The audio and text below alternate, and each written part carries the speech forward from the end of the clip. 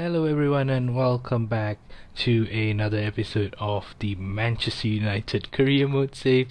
This is episode number 3, and to start off today's episode we are going to take a quick look at the Champions League group.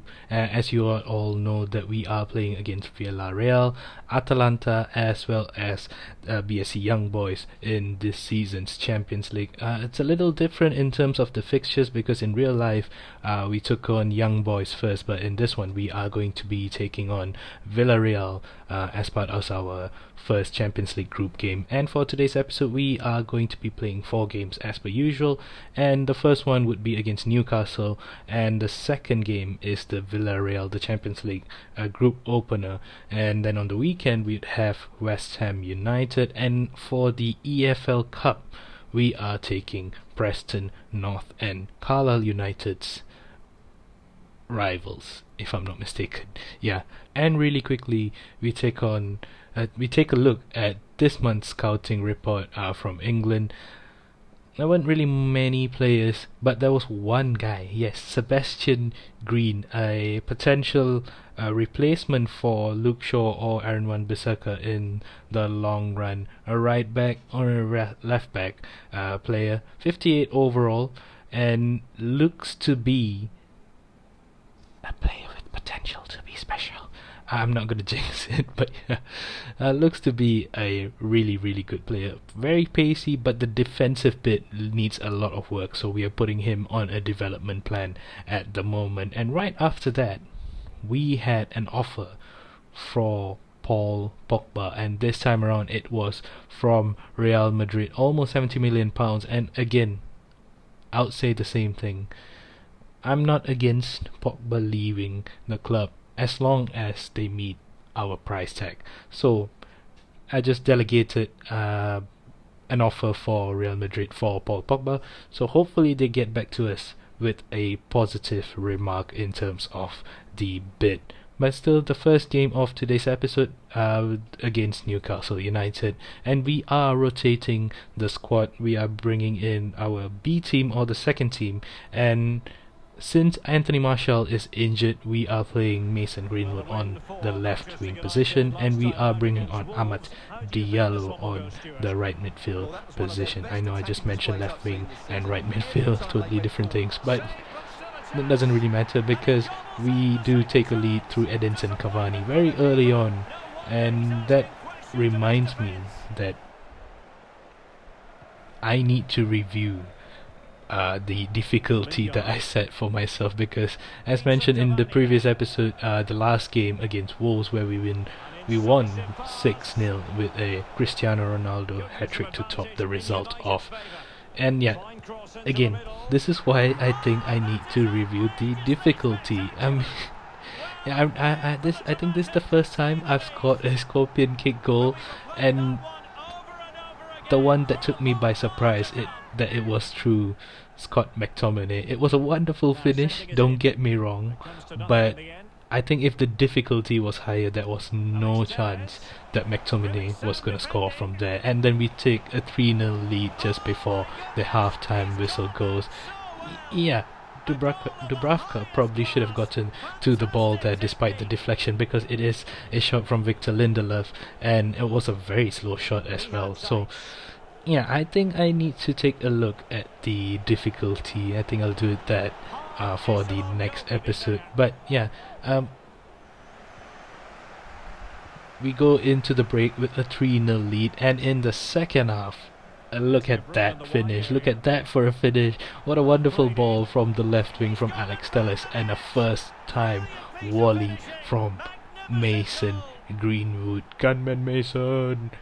Yes, and we end the game with a 4-0 win against Newcastle United, and with the XG so high because we played so well, or probably because the difficulty was too low, I'm not entirely sure. Man of the match performance from Scott McTominay with that scorpion kick goal. And yeah, I really think I should review the difficulty.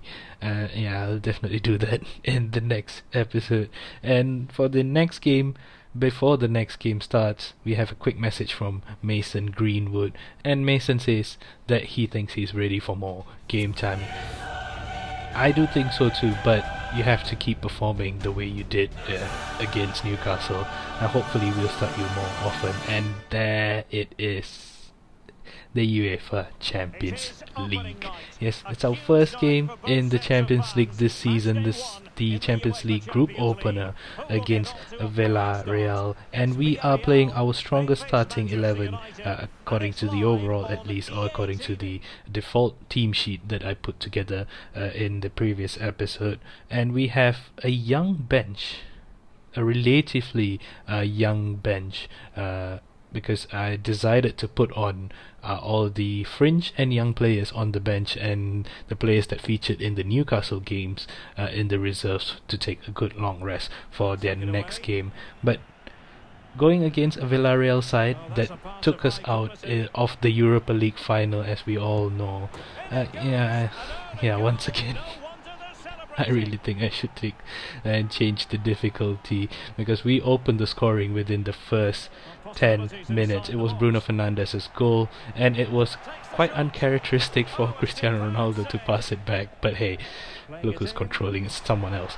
And despite a strong start, Villarreal did come back into the game.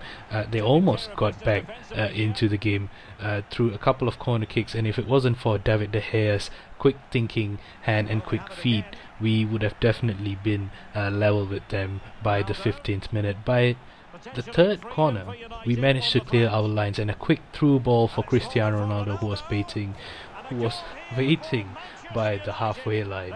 And look at that, it's a couple of step forwards and the CR7 chop, and it was in the back of the net. 2-0 by the 20th minute. It was a masterclass performance for the first 20 minutes at least, but again, Villarreal grew into the game, and for some reason our players just started to be a bit more lackluster in terms of their passing and in terms of their spatial awareness. But Villarreal's finishing didn't help their cause to get back into the game, and in the second half that was a very good shot from Donny van de Beek, and we really should have taken a 3-0 lead from Jadon Sancho there, but the game ends 2-0. It was a very controlled performance, if you'd like, because we were dominating proceedings up to a certain area, and once we start losing control of possession, we did defend our lines pretty well. And a man of the match performance from Mr. Inevitable, with a goal and an assist for Bruno Fernandes very early on in the game. And right after the game, we get an email saying that the transfer talks between us and Real Madrid has broken down because they feel that the price tag was a bit too much. But once again, for a player like Paul Pogba, a player with the rating of 87 overall, you all know what Paul Pogba can do with the ball at his feet. You all also know what Paul Pogba can do without the ball at his feet. He is just phenomenal on his day. So I think £80 million is just right. I really do. Yeah, so if you don't pay the money, if you can't pay the money, then it's okay. We are happy to keep Paul with us. But still, going into the next game against West Ham United at the weekend, I played the second string side once again, and it was a very, very tough game. Yeah, I know I talked about changing the difficulty, but maybe the difficulty is just nice, because against a team that is not exactly doing too well, West Ham were 17th when we took them on. And despite their finishing, their finishing wasn't too great throughout the match. But despite their finishing, their defense was alright. But Fabianski had a stormer throughout the game. He made a total of 7 saves throughout the game. And it was very, very frustrating because we kept creating chances after chances, but Fabianski was there to clear each one of them out. And late on, in about the 73rd minute, I really think West Ham should have put that past Dean Henderson for a lead, but still we are grateful for all those misses, and we are annoyed with Fabianski for all those saves. But it was a 0-0 scoreline in the end. We definitely have to be more clinical with our finishes, and not to be disrespectful to Fabianski, but if a keeper like Fabianski can keep us out, then imagine keepers like Alisson and the Manchester City goalkeepers and Chelsea goalkeepers and so on and so forth. Yeah, imagine what they can do to keep us out of scoring. But still, coming back from that match, we had Paul Pogba saying that he is unhappy with the current proceedings of his transfer talk. He was very unsettled, so we decided to give the boy a contract extension, a 3-year contract extension, and a bit of wage increase to £220,000 with £500,000 sign-on bonus. And Pogba is indeed happy to stay at Manchester United. So the Poglemma, the Pogba dilemma is ending just there. We had to put a full stop to that because the ongoing transfer talks and transfer saga and all those media speculation is constantly disturbing our boy here. So we put that all to a stop. We bring it all to a stop with a contract extension, a 3-year contract extension. And if he decides to leave at the end of the season, again, if any club are willing to pay, I'm more than happy to accept. But at the moment, Pogba is going to be staying with us. And for the next match, the current match against Preston North End in the EFL Cup, it was a mixed team.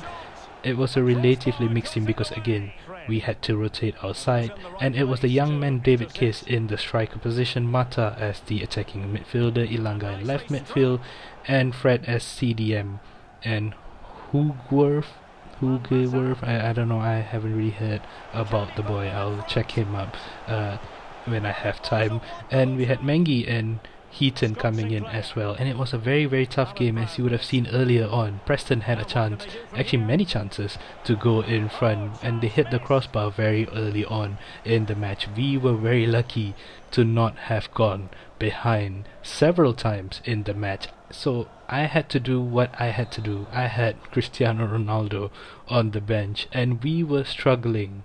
We were really struggling until we brought this man onto the pitch. It was too easy. It is too easy for this man. It is too easy for Cristiano Ronaldo at this level. I guess it's a bit of a cheat code. It's us, Manchester United, flexing our muscles with the quality that we have in the squad. And soon after that, in about the 85th minute, we had Aaron Wan-Bissaka winning back possession on the right wing, and Hannibal put through Cristiano Ronaldo, who finishes the match with a 2-0 scoreline.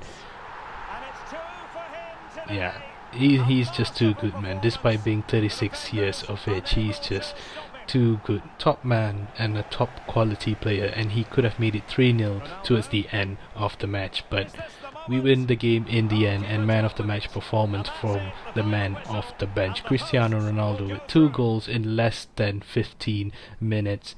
And it was a decent performance from our boys, the young boys, and it was a very good performance from Paul Pogba, celebrating his new contract extension with an assist in the game. And yeah, it was a decent performance from the young boys and the fringe players as well.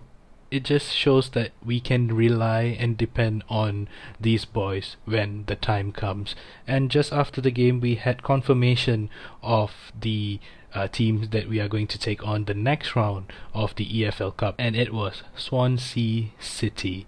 Yes, the team from Wales, currently in the Championship, Daniel James's former club.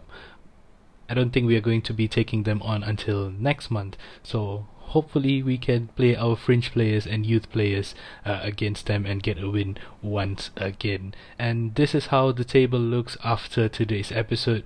We had the one draw against West Ham despite winning the previous match against Newcastle with a big scoreline. The 0-0 draw is kind of worrying for me because we talked about the difficulty and whatnot, but I think that we still have to change it, because some teams sometimes we do win in a very big margin. 13 points on the board after 5 games, 4 wins, 1 draw. We are definitely holding ourselves very high in the start of the campaign. But that is where we are going to end today's episode, guys. I hope you guys enjoyed today's episode, and if you did enjoy today's episode, please do drop a like and consider subscribing to the channel. I hope you guys have a wonderful day, and I'll see you guys on the next one. Bye.